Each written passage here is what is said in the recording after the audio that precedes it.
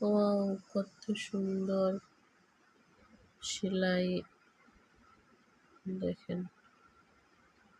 কত সুন্দরভাবে গোলাপ ফুলের সাথে পাতা সেলাই করা হলো।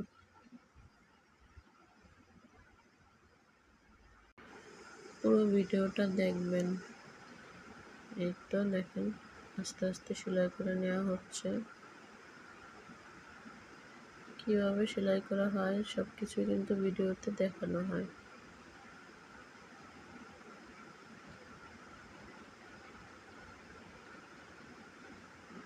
এই যে অনেক সুন্দর করে সেলাই করে নেওয়া হচ্ছে। ফুলের সাথে পাতা, তার সাথে কলি দিয়ে কত সুন্দর করে সেলাই করা হলো।